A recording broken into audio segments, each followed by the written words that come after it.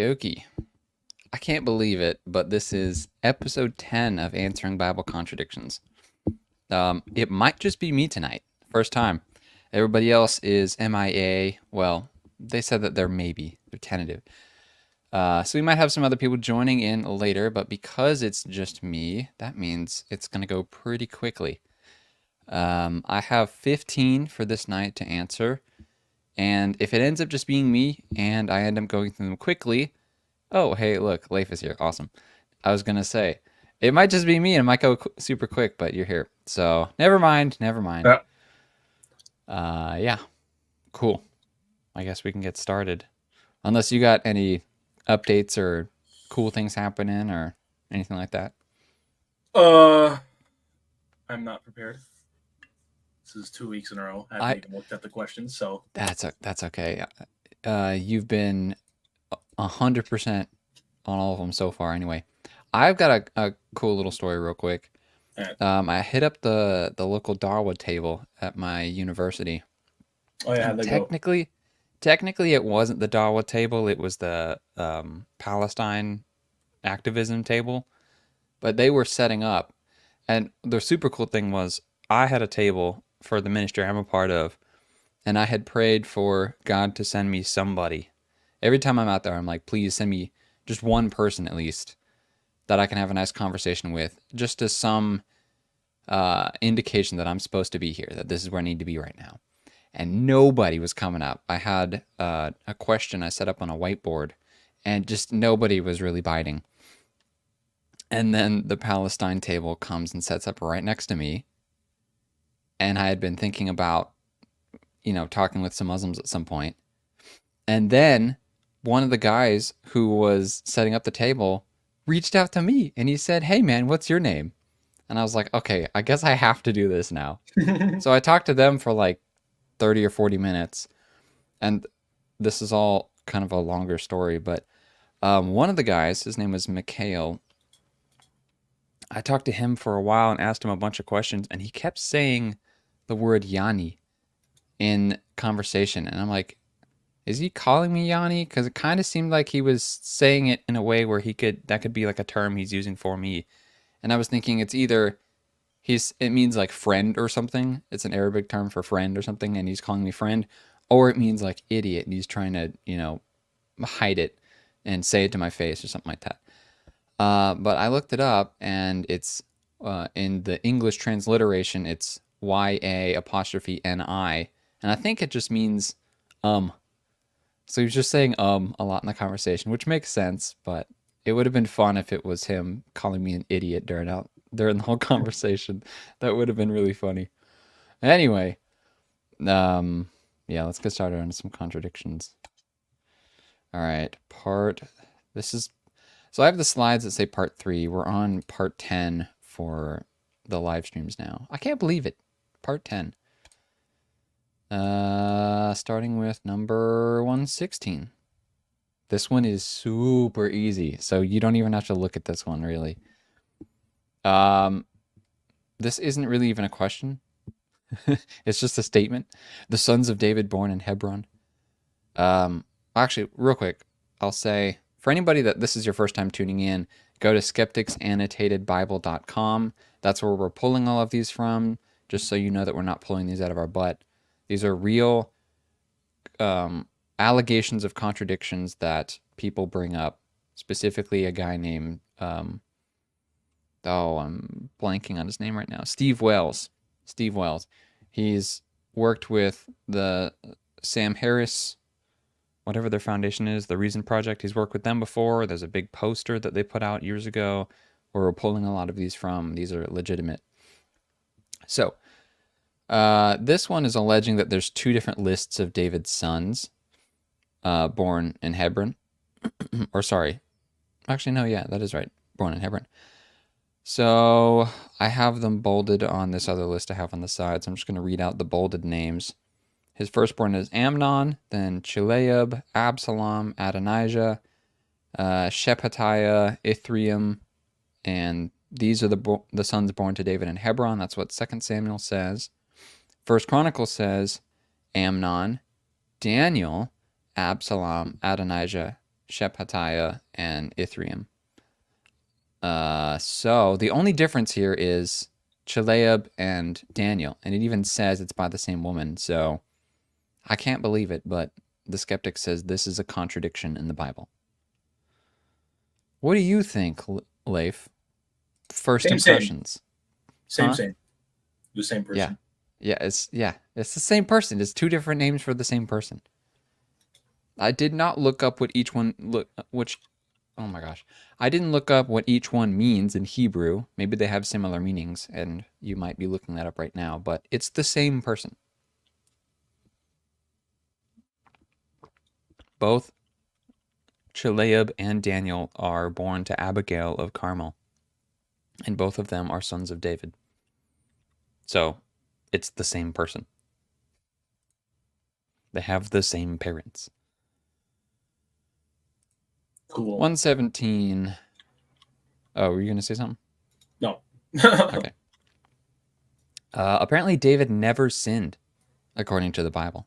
There's actually 3 different passages juxtaposed next to each other here. 2 Samuel 22. The Lord has rewarded me according to my righteousness. He has repaid me according to the cleanness of my hands. So the Lord has repaid me according to my righteousness, according to my cleanness in his sight. 1 Kings says, for David had done what was right in the eyes of the Lord and had not turned aside from anything the Lord commanded all the days of his life, except in the matter of Uriah the Hittite. And lastly, after David had numbered the troops, his conscience was stricken, and he said, I have sinned greatly in what I have done. Now, O Lord, I beg you to take away the iniquity of your servant, for I have acted very foolishly. So the first passage says he never sinned. The second one says it was only in the matter of Uriah. And the third passage says, actually, here's another one where he's sinned. So why does the Bible so blatantly contradict itself? Yeah, it never says he never did sins. Mm-hmm. Yeah. In fact, in the passage where it calls him righteous, it refers to his cleanness in God's sight. Yeah. What's the context of 2 Samuel 22? I'm not asking as in like, oh, I have the answer and I'm using that as a segue question, but Well, let's look it up. David's Song of Deliverance. The chapter title is David's Song of Deliverance. So there's a long song there. Oh, wait, is that the right one? Yeah, 22. Okay, there we go. He reached down from on high and took hold of me. He drew me out of deep waters. He rescued me from my powerful enemy, from foes too mighty for me. They confronted me in the day of calamity, but the Lord was my support. He brought me out into the open. He rescued me because he delighted in me. And then we get what we just read here. The Lord has rewarded me according to my righteousness. He's repaid me according to the cleanness of my hands. For I have kept the ways of the Lord and have not wickedly departed from my God. For all his ordinances are before me. I have not disregarded his statutes. And I have been blameless before him and kept myself from iniquity. So the Lord has repaid me according to my righteousness, according to my cleanness in his sight. Says there's actually a footnote here that says, see also Psalm 18:24. Oh, okay, that's a quote. It's the same. What I'll say here is when he's talking about this, he's talking about not that he was morally perfect, but that he would be ceremonially perfect. Or how could I say? Didn't we talk about that last week? You know, the idea of being ceremonially clean versus morally. Yeah. Mm-hmm.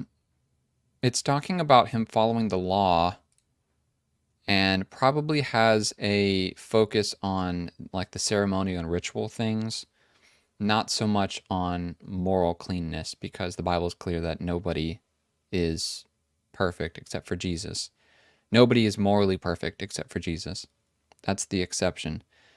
I would also probably take this as, I could even see it being that he wasn't perfect with regard to the ritual cleanness stuff, but the important thing is he never turned away from God. So a lot of people in Israel claimed to follow Yahweh, but then they went and followed other gods and worshipped Baal and Molech and all that kind of stuff. But David never did that. And he was so perfect in that, in never turning from God, that it was a blessing for his descendants. We may have talked about this, or this might have just been something I read in my free time, but Absalom, I think it was Absalom or Solomon, gets blessed because of the righteousness of David. The Lord is like, hey, David did such a good job not turning from me that I'm not going to punish you that much because your father asked me not to, essentially. And so this is not about him being like morally perfect. It's about his loyalty, and his loyalty never falls away from Yahweh. Yeah. I mean, yeah. Number 118. Which sons of David were born in Jerusalem? Here's more contradictions with his sons, apparently. I don't want to read all these. Oh, that's right. I included the chart this time. So 2 Samuel 5, 1 1 Chronicles 3, and 1 Chronicles 14 all have pretty much the same, except for 2 Samuel 5 is missing 2 names. So why do you think these 2 names are not included specifically in 2 Samuel 5? A, they weren't important, and B, maybe they did something. I mean, I don't know who Eliphalet and Noga are, but I mean, it's not uncommon for, in biblical genealogy for some names to be omitted for one Right. reason or another. So that is a possibility. That's not the answer that I put. I will preempt it by saying that these aren't listed in from oldest to youngest. These are just some kind of list. I don't know exactly what it is. Or I should say it's not necessarily oldest to youngest. But those 2 in 2 Samuel 5 hadn't been born yet. Oh, really? Yeah. That's funny. That That's was funny. it. Let's see. Yeah. I'm actually going, let me go back to the actual text. So in 1 Chronicles 3 and 14, you've got Shemaiah, Shobab, Nathan, and Solomon, born in Jerusalem. So those 4 are grouped together. And they were all born to him by Bathsheba. And perhaps they're listed first because they would be most well known to readers, because people know about the story of Bathsheba.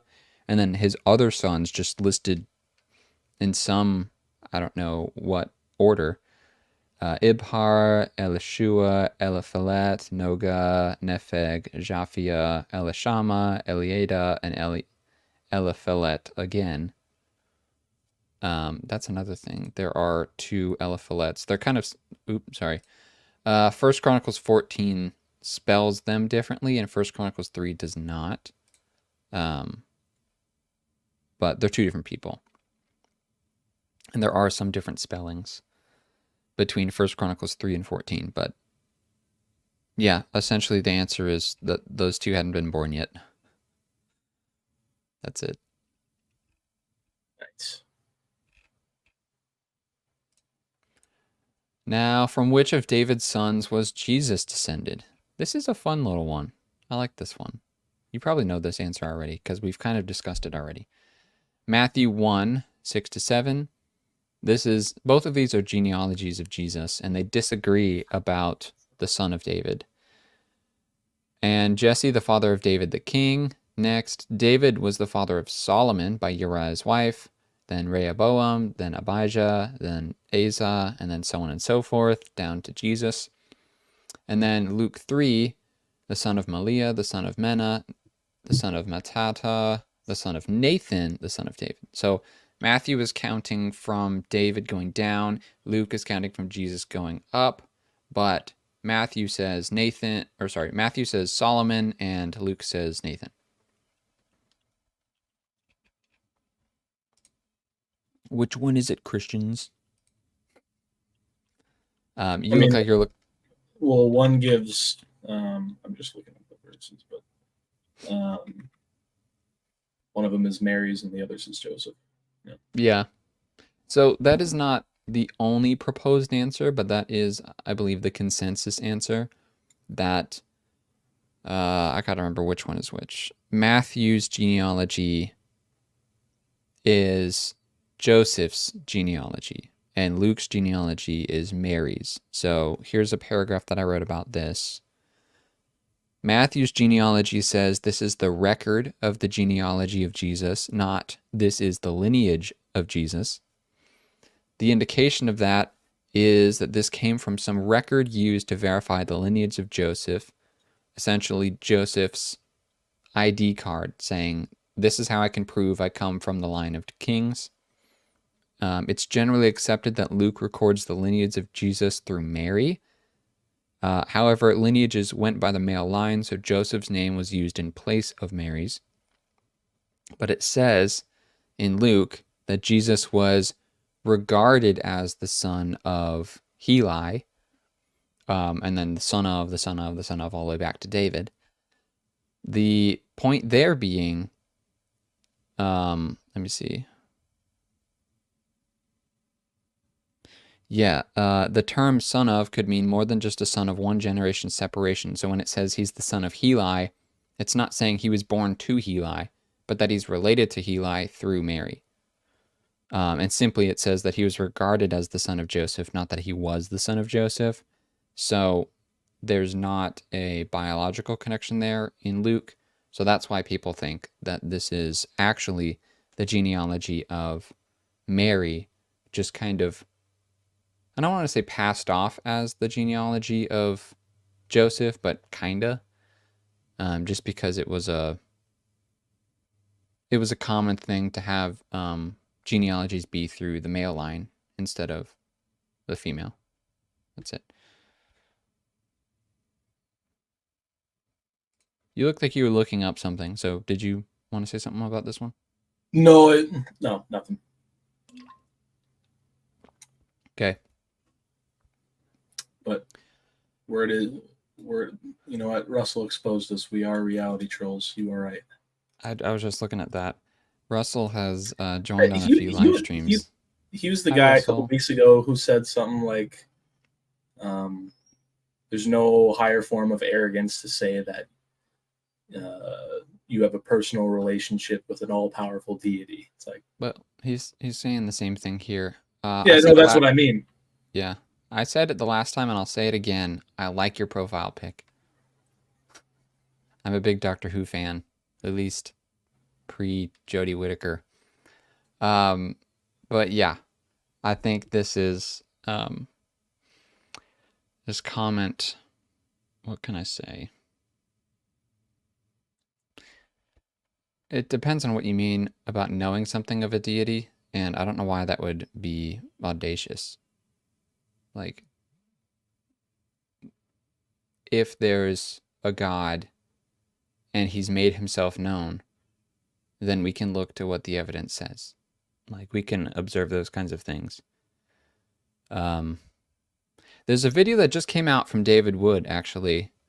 I think it's called "This Taco Demolishes Atheism." It's a very fun video, and he makes a little acronym for it's to help remember different arguments for the existence of God, and it's TACO, and the T stands for teleological, the A stands for axiological, the C stands for cosmological, and the O stands for ontological. And those are big words, but they essentially mean here's 4 different types of arguments that are used to show that essentially that God exists. And so when we say that we know something of God, we can go that route and say, well, here's the evidence. We have these philosophical arguments. If these are true, then we can say to know something of God philosophically. And then you've got things like intelligent design, where you try to look at nature and see nature seems to require a designer. And then outside, that's all the stuff that's like outside of yourself. Then there's also internal stuff where you have personal experience that would, it would be by personal experience that you could say you know a deity, but that wouldn't be convincing to somebody else. Like I have personal experience that says in my life to me that I do know who Jesus is. I do know who God is. But that's not going to be convincing to anybody else. Like, you don't know who I am. You don't know if I'm a crazy person, right? But there's evidence outside of that. That's why I mentioned the taco thing. External evidence, external to ourselves that we can use to say that it's reasonable that God exists, at the very least. So, yeah.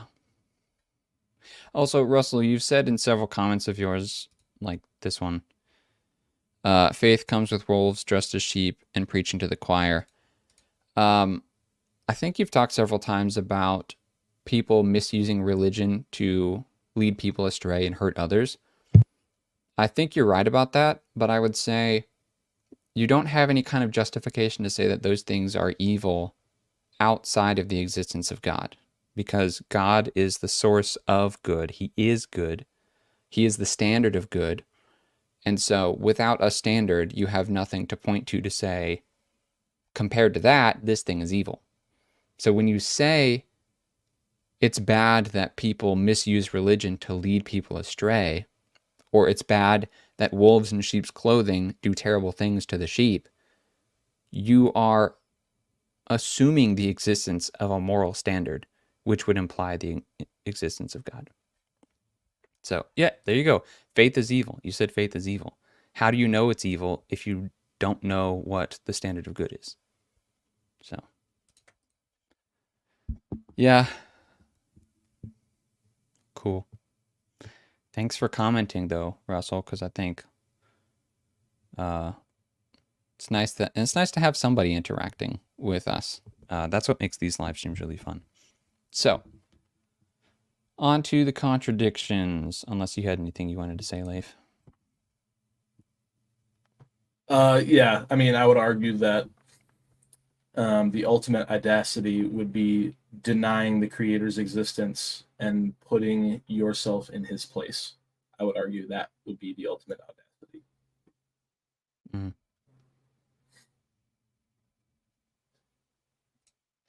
All right, number 120. When did the women or woman arrive at the sepulcher?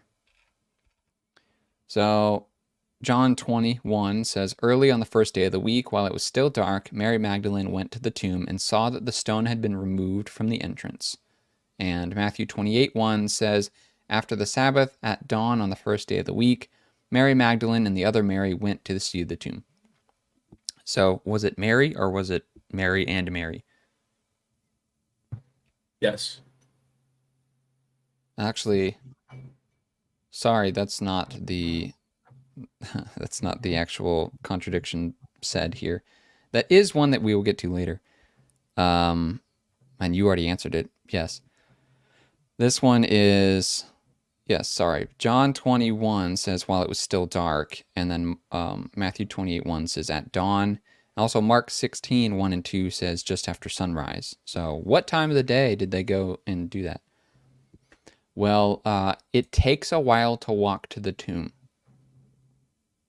So perhaps while it was still dark, John records them leaving to go to the tomb, and Matthew 28 records them walking to the tomb when it's lighter out later. The Greek word used in John is erketai, and it means either to come or to go. And in this case, it would indicate that Mary left her place when it was dark. Comparing it to the other Gospels, she then went with Mary first and then later Salome, and the three arrived later after dawn. So, yeah. Number 121, is death final? Job 14:10-12. But a man dies and is laid low. He breathes his last, and where is he? So a man lies down and does not rise. Until the heavens are no more, he will not be awakened or roused from sleep. And then Isaiah 26:19 says, your dead will live, their bodies will rise. Awake and sing, you who dwell in the dust, for your dew is like the dew of the morning, and the earth will bring forth her dead. And I have plus many more verses on both of these because he lists a lot of verses to support each one, but I don't have the space to put them all in there. I don't think that I shared my full notes in the description, but there is a link to the Skeptics Annotated Bible website. If you look up this article, Is Death Final?, you'll find all of the listed verses there.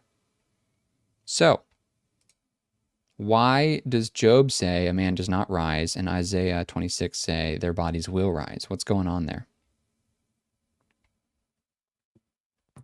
Well, one is talking about the resurrection, and then in Job, Job, all these horrible things happen to him, and his friends come by, and they have a big long discussion on why this might have happened to him. Well, if you read just before verse 10 to 12, for there is hope for a tree if it be cut down, that it will sprout again, and that its shoots will not cease, though its root grow old in the earth and its stump die in the soil.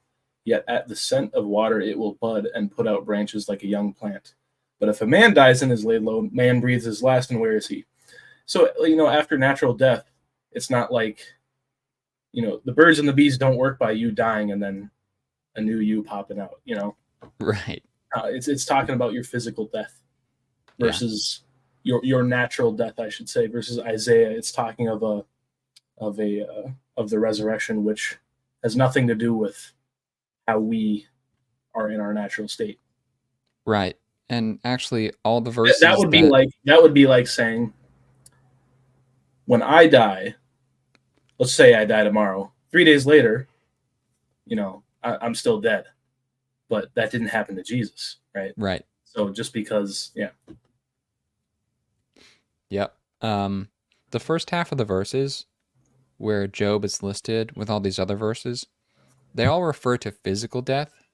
The Bible makes it clear that we have one physical death. There's no like reincarnation or anything like that.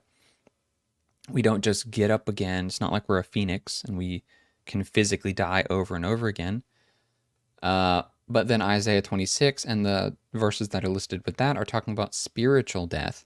Or sorry, not spiritual death, spiritual life. Meaning you die once physically, but then you can be raised again spiritually. And the Bible in other places talks about a bodily resurrection. Don't misunderstand me there. I believe in the bodily resurrection because the Bible says it. But this is simply just talking about there being life after death. Yeah, that's all I had to say on that one. Well, actually, this last little bit. Those who believe in God and have faith in Him will be resurrected to an earth that does not die, nor will they die again. Because God will perfect them. So, your body will rise after death if you believe in God, because He has the power over death. But people are still, generally speaking, gonna die and have died. There's only one guy who came back from the dead of his own accord. Destroy this temple and I will raise it in 3 days. Based. Number 122. Jesus was based. That's true. How many of Delilah, Tobiah, and Nekoda's offspring returned from Babylon? Take it away, Leif. We haven't seen this one in a while. Yeah, the descendants of Delilah and the descendants of Tobiah and the descendants of Nekoda, 652 in all, versus Nehemiah, blah, blah, blah, 642. Yeah, so Nehemiah chapter 7, verse 5, it's believed. I don't have it pulled up, but I think it's verse 5. He writes, I found a scroll of genealogy, and in it was boom. And so, as Julian has explained many times,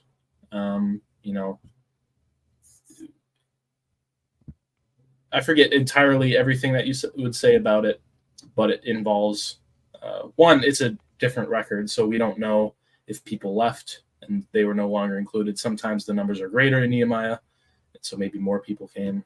Um, yeah, but it's not the literal, like, hey, I found the scroll in which Ezra himself wrote, and here's what it says. It's, I found a scroll of genealogy.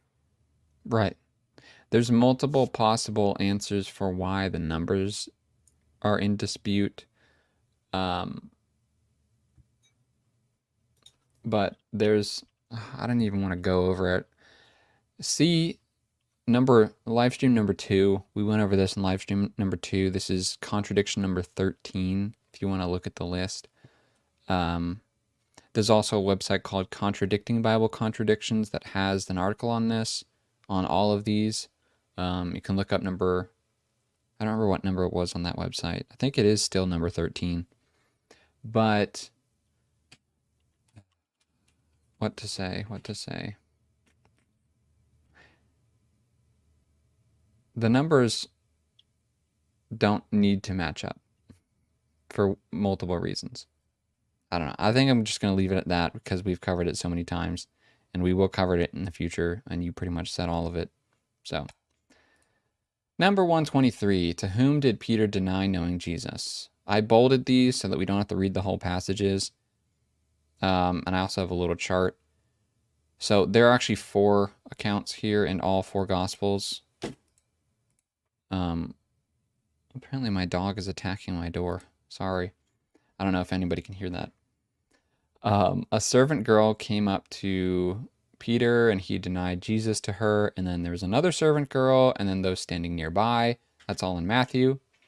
In Mark, it's a servant girl and then another servant girl and then those standing nearby.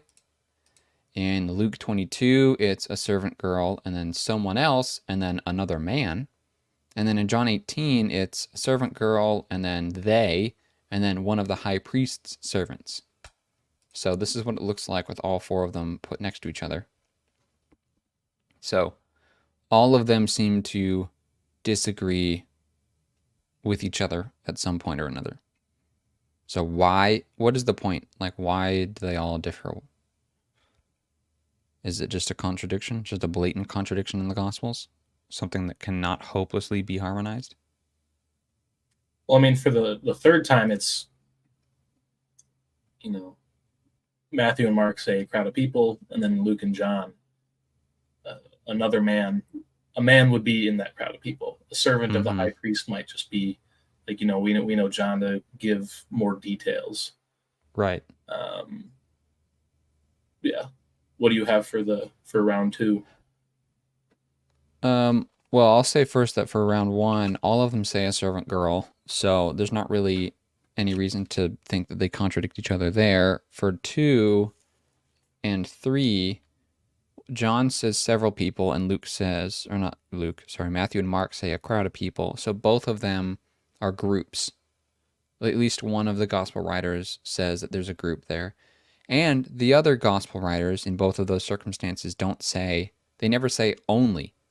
It's never only a servant girl, only another man, only a servant of the high priest. They just list a person. And so there is not plausible deniability. What's the word?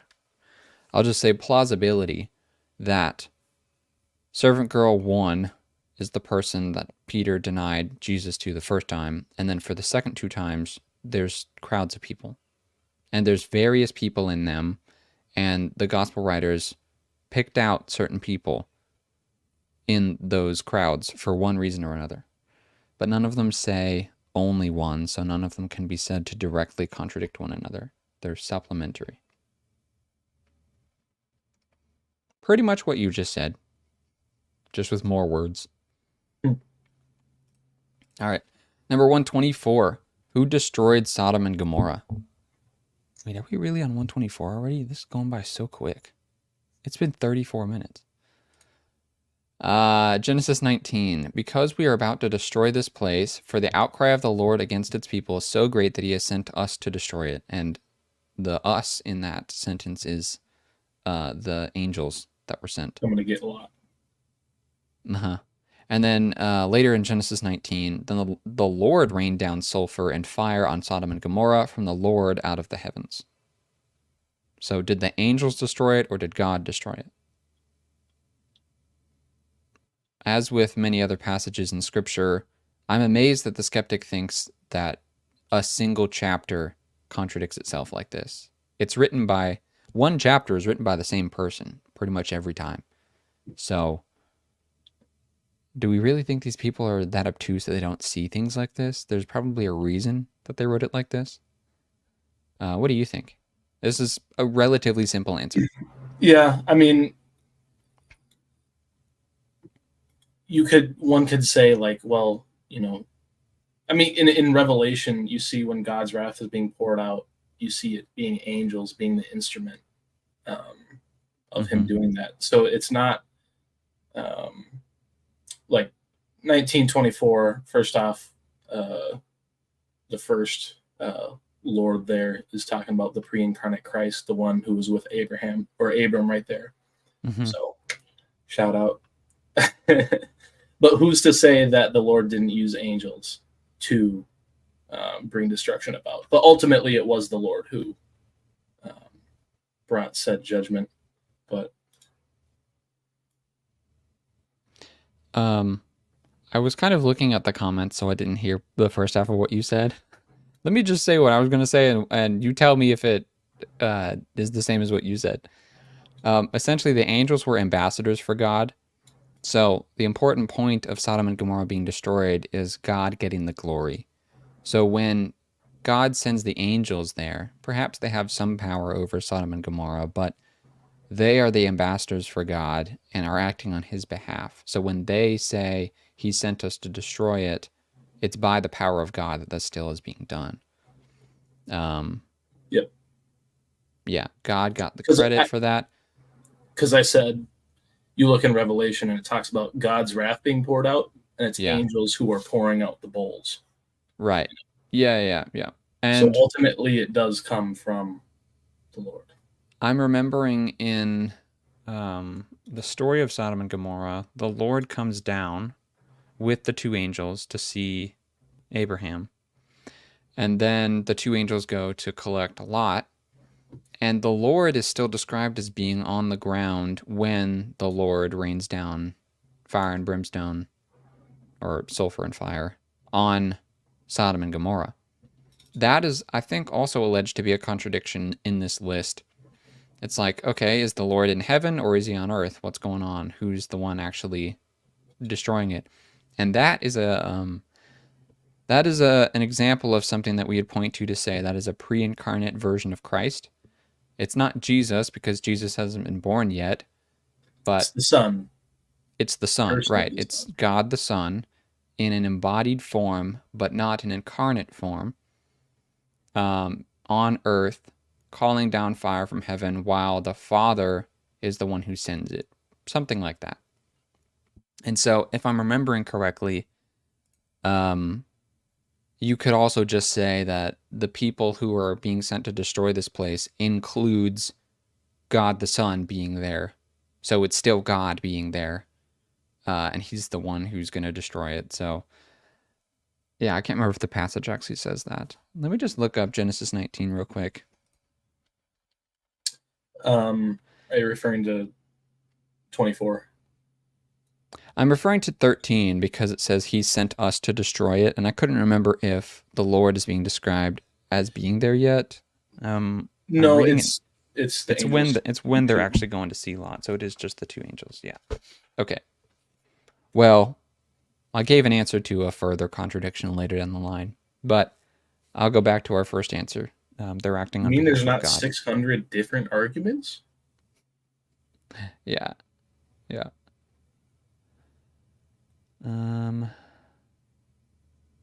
Yeah, funny enough, in verse 13, the one that they quoted, it says, because we're about to destroy this place, for the outcry to the Lord against its people is so great that He has sent us to destroy it. Okay. But Lot immediately gets what they're going to say. He gets what they mean. Do you know why? Because in verse 14, he goes out and tries to warn the people. And he says, get up, get out of this place, for the Lord is about to destroy the city. He immediately understood. So even in the passage, it's clear what the angels are actually referring to. Why can the skeptic not read it that way? So, yeah. Oh, Number one. Oh, go ahead. why are you trying to recruiting atheist? Yes. Thank you, Elisha. I Good question. you know what? I read that in the Borat voice. Why are you trying to recruit atheist? Okay. There's a lot of comments being posted in the chat, and I'd like to get to them, but we're gonna save them till the end because we're burning through these really quick, and that's kind of its own discussion. So, number 125, can the devil capture us at will? 2 Timothy says, then they will come to their senses and escape the snare of the devil, who has taken them captive to his will. But James 4 says, submit yourselves then to God. Resist the devil, and he will flee from you. So are people taken captive by the whim of Satan, or is he able to be resisted? This is a fundamental Christian doctrine. It has like a 2-sentence answer. This is just so ridiculously easy. I can't believe that it's on the list. Let's hear it then. The You said devil two will sentences, so we're gonna hold it to you. Okay, the devil will flee from those who resist him. There's one sentence. Those under his control did not resist him. There you go. It's a matter of who you put your loyalty to. If you put your loyalty to God, you can resist the devil, and therefore he will flee from you. If you don't put your loyalty to God, then the devil can take you captive. It's not by his will, because his will is subject to the will of God, who protects people. That's a fundamental thing. That's like maybe the most fundamental thing in Christianity. Who do you give your loyalty to? Anyway.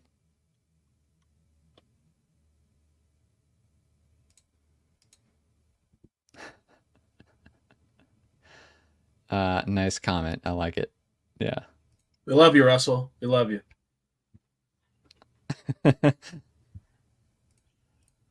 Number 6, staying on the devil track. Is the devil free to roam? 2 Peter 2.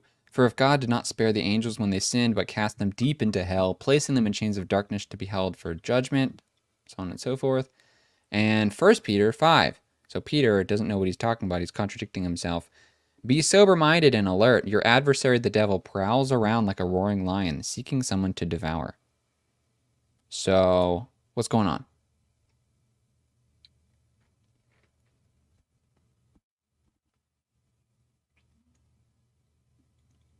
Yeah, I like how the verse just ends, or what the snippet ends with the semicolon. It's like, maybe something comes right after that.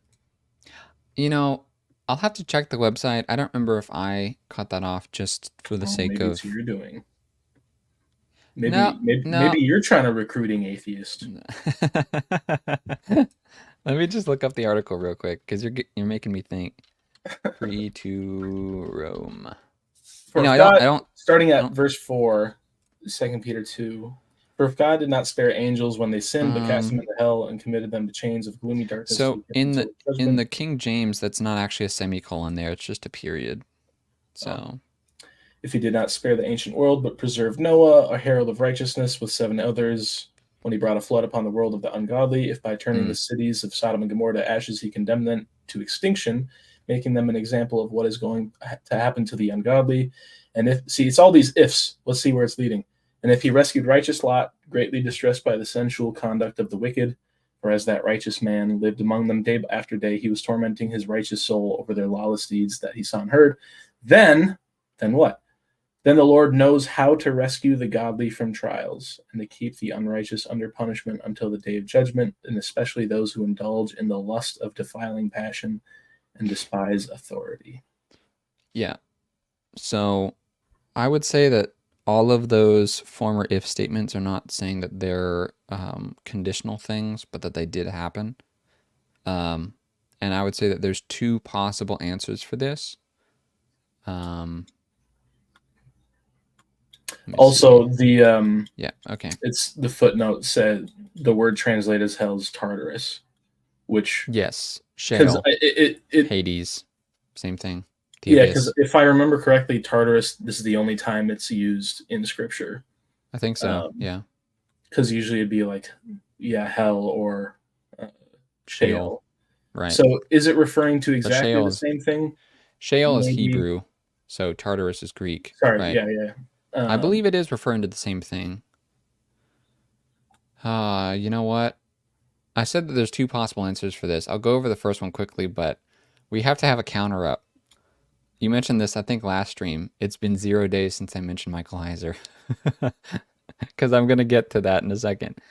I gotta think of something how to bring Anthony Rogers into this now. Yeah. Well, no, there's Satan. the Anthony Rogers counter. 0 days. Yeah. The two possible options that I have listed. First one is that Satan would be bound spiritually. And so being cast deep into hell means he's bound spiritually, but he's allowed to have some kind of power on earth for a time. I don't take that view. I take the second view. Are you going to say something real quick? Well, I mean, finish what you're saying. The second one is that Satan is not in view in 2 Peter 2. It's specifically referring to certain angels who committed a specific sin. And if you want a very scholarly reading on this, you read The Unseen Realm by Michael Heiser. If you want a more layman version of it, there's a book called Supernatural, also by Heiser. But the point of it is there's certain angels, or not really angels. There's so much to explain here. I can't really do it in like 2 minutes. Peter uses the word angels because that has become, at that time and up until the modern day, angels has become just a general term for spiritual beings that aren't God but are on God's side. But angel just means messenger. So you can think of it like a job description where angels that are, or spiritual beings that are sent with a message are angels. Otherwise, they could have different names or different titles. One of those is the Watchers. If you want stuff on the Watchers, you can read the book of Enoch. But those specific spiritual beings committed a sin in Genesis 6 with human women, and they created the Nephilim. And then because of their specific sin, God cast these ones into hell. Satan is not in view in here. He did a different sin, but it wasn't mixing blood with humans. So this isn't even a contradiction because it's referring to two different parties here. Without going too much more into the whole Nephilim thing, I'll just leave it there. And that's a solution to this alleged contradiction. There is a link to an article on this in the description. It's the logos.com article if you want to read that. So,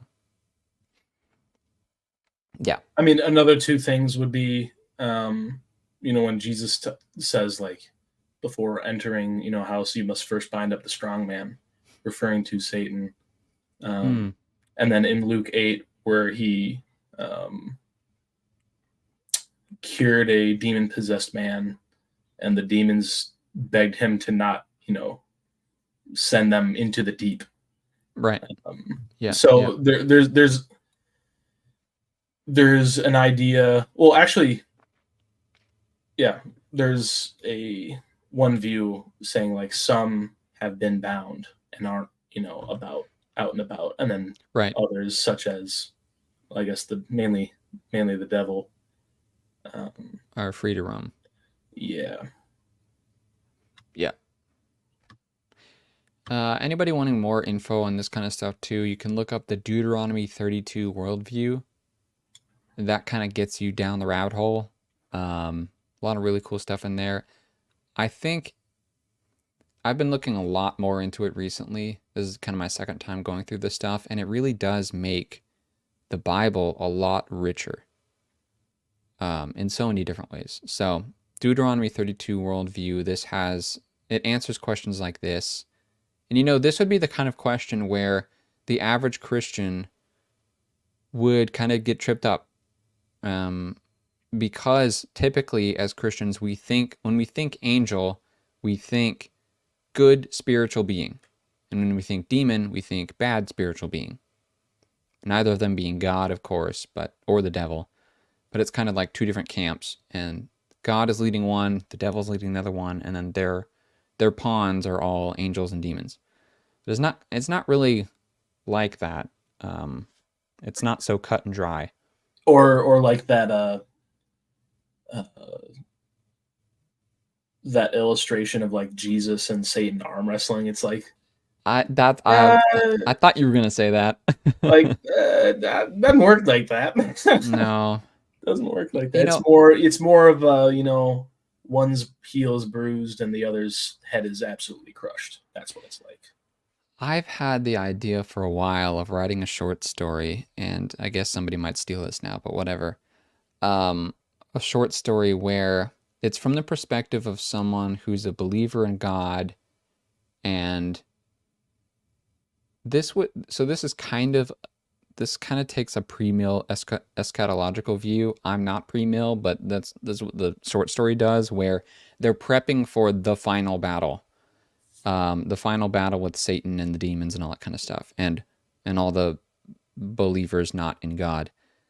So on the one hand, you have God's army getting ready. On the other hand, you have Satan's army getting ready, and it's like the final day. This is the day of judgment, or day of judgment. Is that right? The final the They're on final the war. shores of Armageddon, something like that. Yeah, pretty much something like They're that. gathered on the shores. And they're ready to go, and then it's just like the other army's just gone because God's power is so much more than the other side. It's just like they vanished. Or when it talks about, the does it say Jesus, kills the beast, or is it the doesn't matter. But it's like No, I Jesus don't comes think he down does. and then boom, he kills him. It's not like, oh, Yeah, it's just like, they dueled, they parried, it's like, no. yeah, Nothing you can do. yeah, it's like they build up this huge army and then it just gets swept away Yeah. with a word. With a word. Yeah. The word. So, true. Mm. Also based. Number 127. Who can cast out devils in the name of Jesus? Mark 16:17 says, "And these signs will accompany those who believe. In my name they will drive out demons, they will speak in new tongues." And Mark 9:38, John said to him, "Teacher, we saw someone else driving out demons in your name, and we tried to stop him because he does not accompany us." So there's kind of two different ways to tackle this one. You go first because it looked like you were going to say something. Yeah, I mean, this is very similar to, I forget which one it was. It was either last week or the week before. It what's just read it. What's the issue? I mean, John is jealous, right? He's like, "Hey, I Right. thought we were the guys. I thought we were the guys." Yeah. Right. Like, no. So it doesn't say whether or not in John's or in Mark when John says like, "Hey, we saw these other people who aren't with us." It doesn't say if they were true followers or not. But I mean, it's like if you are a believer, that doesn't necessarily mean you will um, have signs accompany your belief. But it also follows if there is a sign, that doesn't mean you're in the fold. Right. Yeah. I mean, you have the Lord, Lord, we cast out devils, we did all these things. Then he says, "Depart from me, you workers of iniquity, I never knew you." And then Yeah. even in the Old Testament, you see prophets who don't follow God. You see, like one comes to mind. I think it's in Deuteronomy. Balaam. Mm-hmm. He was a prophet. He could prophesy, but he he wasn't exactly a good guy, right? So, Yeah. so in either case, yeah. I said that there were two ways to approach this, but after you talked, I think there's actually three or maybe even four ways to approach this.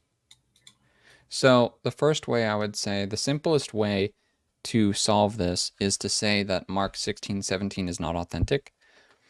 And we talked about this before. I don't want to get in the whole discussion right now about the long and short ending of Mark, but essentially the argument is after Mark 16:9, the verses there are not well attested, meaning the earliest manuscripts that we have do not include them. So some scholars say that they think Mark's longer ending, as it is written in modern Bibles, is not actually legitimate. And so a lot of modern Bibles will have brackets around it.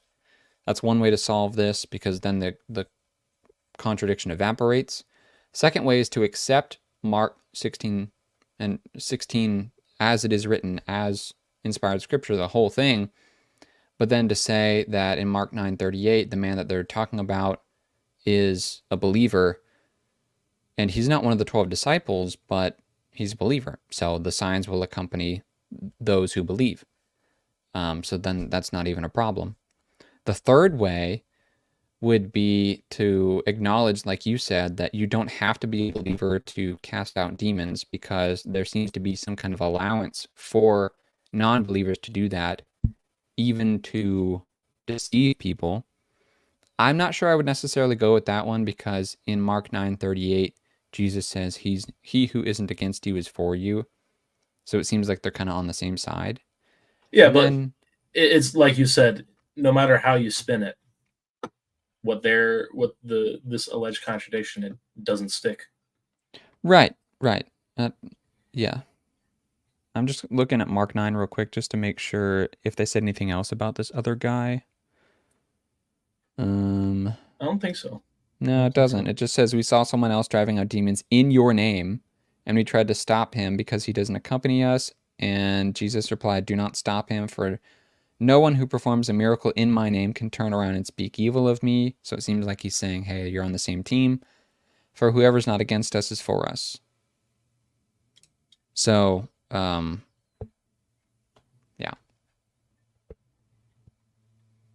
Yeah, multiple ways to skin the cat. Number 128, where did the devils ask not to go? There's a lot of demon and devil related ones this time. Mark 5:9-10, Jesus asked, "What is your name?" "My name is Legion," he replied, "for we are many." And he begged Jesus repeatedly not to send them out of that region. And then in Luke 8:30-31, same thing happens. The demons kept begging Jesus not to order them to go into the abyss. So what's going on there?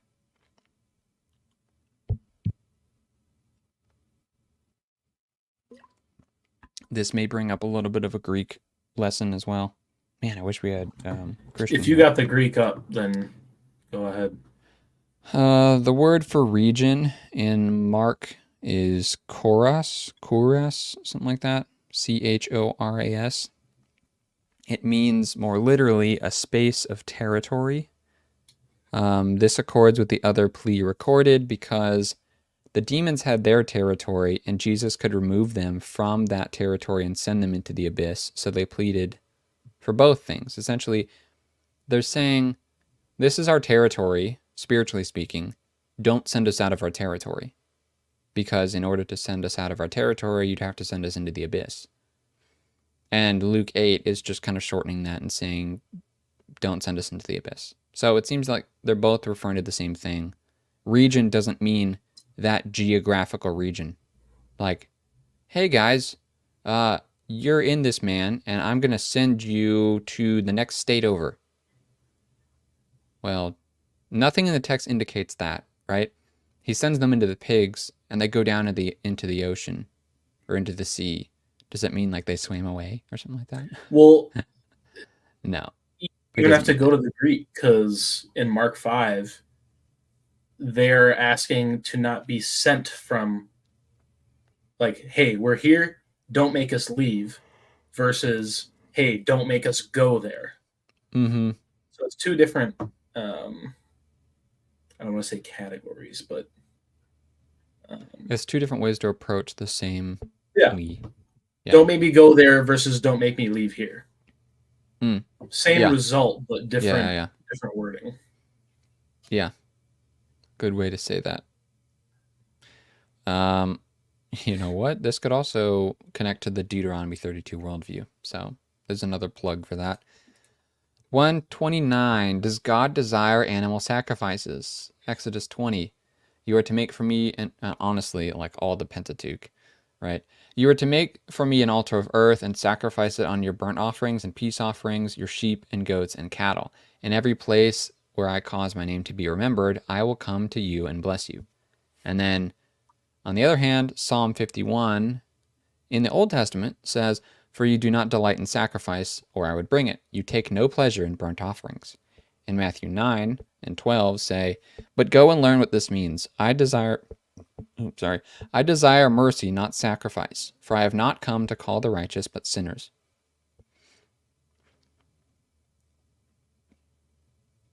Oh, I I could mean, totally yeah, go as we off on this one. discussed, as we discussed in previous weeks, sacrifice. It wasn't like, hey, this sacrifice is the thing that brings you forgiveness. It Right. was you have to Never do it was it like with a that. contrite heart, right? If, oh, dude, if Steve Wells would just read and understand Hebrews, so many of these contradictions would be thrown out the window. The New Testament and the Old Testament don't contradict when the Old Testament says that the Israelites needed to do sacrifices and the New Testament says we don't need to do them anymore. That's not a contradiction. And there's so much that we could go into in order to prove that. Read Hebrews 7 through 10 and read it again and read it again, and you'll probably get a pretty good idea of what's going on there. So for the sake of this one, though, without going into that whole discussion, I'll say you can look at number 121 that we just talked about. What was that one? 121. It is death final. No, okay, yeah. So that is kind of related. As with contradiction number 121, there's no actual possibility of a contradiction here. This is the paragraph that I wrote in my notes. Contradictions must come from two opposing statements regarding the same subject, time period, and sense. However, they still need an explanation, because these are not referring to the same thing at all, but they still need an explanation. As the Lord looked with favor on Abel and his offering, this is one of the other verses that is listed in the notes that I don't have on the slide, because Abel sacrificed and, God looked favorably on it, so it seems that God is saying he wants sacrifices. It indicates the person is considered alongside the actual offering, so the heart of the person is the thing that God desires, which aligns with the second set of verses. All that to say, the sacrifices are never the thing that makes the person actually righteous with God. It's the heart posture of the person that makes them righteous with God. And he declares them righteous, meaning he justifies them. That's the definition of justification. So in the Old Testament, God has them sacrifice animals for multiple purposes. A lot of the time, it's for having ritual purity. Not moral purity, but ritual purity, because God was meaning to come to earth in the tabernacle and later in the temple. And that needed to be sacred ground because God cannot abide with evil. So in order to do that, it had to be ritually clean according to God's standards. And he ordered that would be done through animal sacrifice.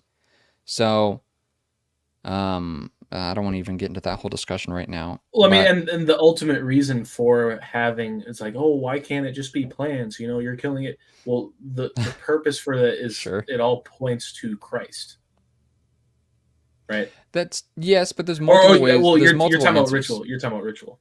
I'm talking about the ritual stuff, yeah. And well, actually, I can give you an answer for that.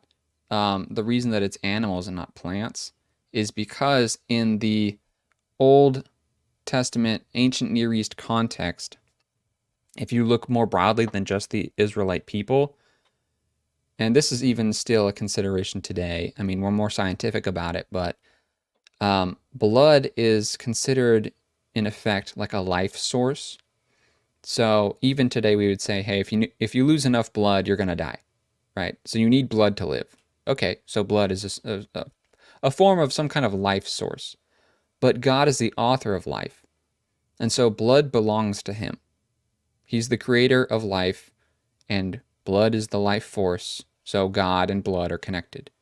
Plants don't have blood, so they wouldn't be connected to that.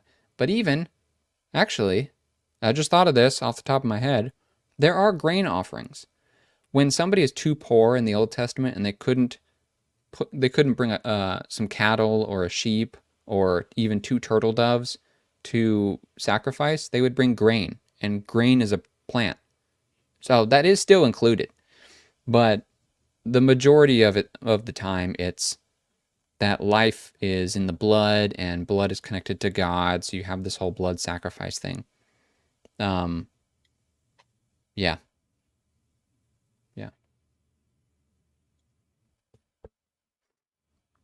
On to the next. On to the next and last one for tonight. We are only just over an hour. This is insane. How do we go through them this quickly? Number 130, must everyone die? I used to watch Game Grumps back in the day. Do you know Game Grumps? You ever heard of them? On YouTube? Nope. They, I think they're still around, but they do video game playthroughs, Let's Plays. And there was this version of Legend of Zelda on, oh, I can't remember what ridiculous gaming system it was back in the day, but it's a terrible game. But one of the cutscenes is this knight who's coming to attack Link, and the way all the voice acting in is really over the top and ridiculous. And he just goes, "You must die," in just this really weird voice. And every time I see this one that says "Must everyone die," I think of that. You must die. Yeah. So anyway, actually answering it now. Genesis 5 has Enoch walking with God, and then he was no more because God took him away. And John says, everyone who lives and believes in me will never die. Do you believe this? So Enoch literally never died because God took him away. But Jesus says you won't die if you believe in him. Romans 5 says, therefore, just as sin entered the world through one man and death through sin, so also death was passed on to all men.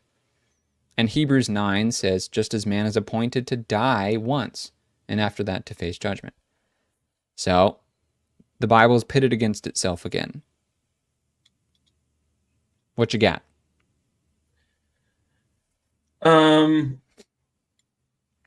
Well, one view is in Revelation when it talks about two witnesses coming up. Right? Mm-hmm. There's going to be these two witnesses. They're going to be proclaiming the gospel. Well, the immoral people around them, they're going to kill them. There's one view, and I think I lean that way, is those two witnesses are Enoch and Elijah. Because you already see instances. I don't want to say instances, but like at the Transfiguration, you see Moses and Elijah, right? Mm-hmm. And they were there. Mm-hmm. So one view, and I find myself, like I said, leaning that way. That's one explanation, for if you hold the view of, hey, Enoch and Elijah are going to be in a part of the end times, be the two witnesses, they're going to be killed. Mm-hmm. Even if that isn't the case, Enoch being lifted to heaven, we don't know if, like, along the way, he died, right? I don't know. No, I would say that Enoch didn't, but so you have to kind of take each of these individually. Hebrews 9:27 is talking about men in general, like mankind is appointed to die once, meaning, if you contrast this with Adam and Eve, so before they sinned, there was no indication that they were going to die. God, not only were they in the presence of God, but they were in the presence of the tree of life. So they probably would have lived forever, and whatever that means. But then once Adam sinned, and that's actually what Romans is getting at, death entered the world. Death through sin. And death was passed on to all men. So there's also a couple different ways to parse out all the details there in Romans 5:12. There's a lot of discussion about what exactly happened and when. But the idea is, before the fall, humans were not subject to death. After the fall, they were. So both of those would probably be just talking about generally. And Well, and Enoch and a then lot. sorry, real quick, and then John 11, it's not talking about literal, you Right. die. That's It's talking right. about eternal. There's eternal life, Yes. and then there's like people in hell. They are dead, right? Because they are experiencing eternal death. Right. But Right. death doesn't mean like you cease to exist, no level of consciousness. Um, Yeah.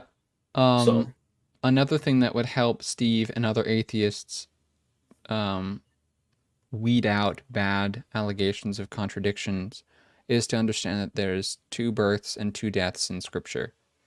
There's our physical birth, the birth through water, and then there's the spiritual birth, the birth through the Spirit. That's what it means when we're born again. Then there's the physical death, which, I mean, that's obvious. And then there's the second death, or did I say spiritual? The physical death. Then there's the spiritual death, which is death in hell. And I know that there are some differences in discussions on whether it means people will be tormented for eternity or that they'll be annihilated. I know that there's some disagreement there. But regardless, there's some kind of second death. And that's what it's talking about in John 11, that people who believe in Christ won't see that second death. Enoch could be an exception to the whole physical death thing. I don't think that's necessarily a problem. Because in principle, all humans are going to die because all of us are sinners. But God has power over life and death, so he can just give life to somebody and essentially make them overcome physical death. And perhaps that's what he did with Enoch. So, yeah. cool. Cool. I don't actually have any other slides because I didn't prepare anymore, but yeah, it's only an hour and 12 minutes. Uh-oh. Yeah. I think I'm gonna. I said I was gonna respond to some things that Russell said, but I've responded to them in past live streams, and I think I'm gonna get off early and go read my kid a bedtime story. Be Cool. wholesome. Yeah. Um. So if you have any final comments, Well, as lay them far as on my me. plans right after this, I'm probably gonna watch some Rings of Power and make fun of it. Oh boy. Rest in peace. Yeah, yeah.